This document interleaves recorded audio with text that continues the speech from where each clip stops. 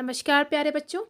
आज हम लोग 10th क्लास के बहुत ही इम्पॉर्टेंट टॉपिक के बारे में बात करेंगे जिसका नाम है डीएनए कॉपिंग।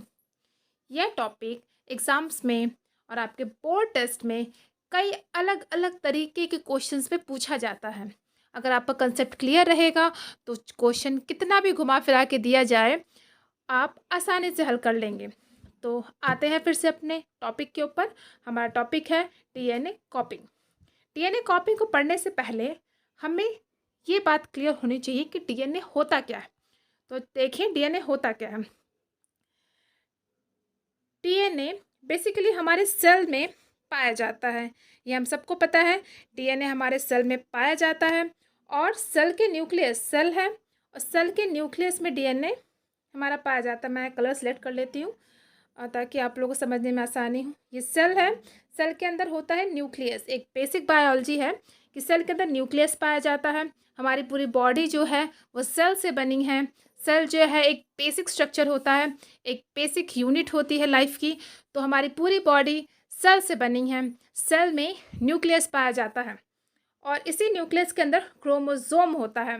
बहुत डिटेल में ना जाते हुए आप इतना समझें कि सेल है, सेल के अंदर न्यूक्लियस पाया जाता है और न्यूक्लियस में पाया जाता है क्रोमोसोम। इसी क्रोमोसोम के अंदर डीएनए होता है। Cell, nucleus, chromosome and DNA. अब इस डीएनए का क्या काम होता है? डीएनए ही वो चीज़ है, डीएनए ही वो स्ट्रक्चर है, डीएनए में ही जीन्स पाया जाता है। अब ये जीन्स क्या करता है? जीन्स बेसिकली जो जीन्स होता है वो हमारे हेरिडिटरी इंफॉर्मेशन पेरेंट्स से ऑफस्प्रिंग को ट्रांसफ़र करता है। हमारे जितने भी कैरेक्टर्स होते हैं, हमारे जितने भी फीचर्स होते हैं, वो डीएनए ही हमारे पेरेंट्स से ऑफस्प्रिंग में ट्रांसफ़र करता है। क्लियर हो गया? अब हम लोग अपने क्वेश्चंस पे आते हैं। What is the importance of DNA कॉपिंग in reproduction? DNA कॉपिंग का क्या इम्पोर्टेंट है रिप्रोडक्शन में? तो इससे क्लियर हो गया है कि डीएनए क्या है। So DNA copying is necessary as parent transmit their characters to offspring, sorry यहाँ ऑफस्प्रिंग होगा, through DNA due to this offspring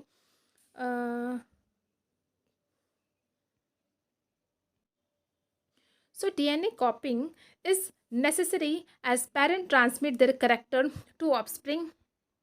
जो डीएनए कॉपिंग होता है वो बहुत ही ज़्यादा इंपॉर्टेंट होता है, बहुत ज़्यादा नेसेसरी होता है कि पेरेंट्स ट्रांसमिट करते हैं अपने करेक्टर्स। जैसे मैंने बताया है कि डीएनए का एक जीन कैरी करता है और यही जीन जो होता है वो पेरेंट्स के जो करेक्टर्स होते हैं वो ऑफस्प्रिंग में ट्रांसफ़र करता है। वही बात यहाँ लिखी गई है। थ्रू डीएनए, डीएनए के द्वारा due to this offspring resemble in some of the features with their parents. DNA copying basically होता यह है कि डीएनए जो ट्रांसफ़र होते हैं पेरेंट्स से ऑफस्प्रिंग में, वो कुछ सिमिलैरिटीज़, कुछ फीचर्स अपने पेरेंट्स से मिलता जुलता ट्रांसफ़र करता है। But DNA कॉपिंग also producing variation. ऐसा नहीं है कि एकदम रिसेंबल होंगे अपने पेरेंट्स के थ्रू ही, पेरेंट्स के द्वारा एकदम पेरेंट्स जैसे रिसेंबल्ड होंगे, ऐसा नहीं है।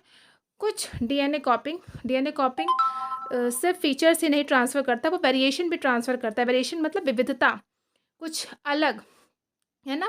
वो पेरेंट्स से ऑफस्प्रिंग में कुछ वेरिएशन भी ट्रांसफ़र करता है।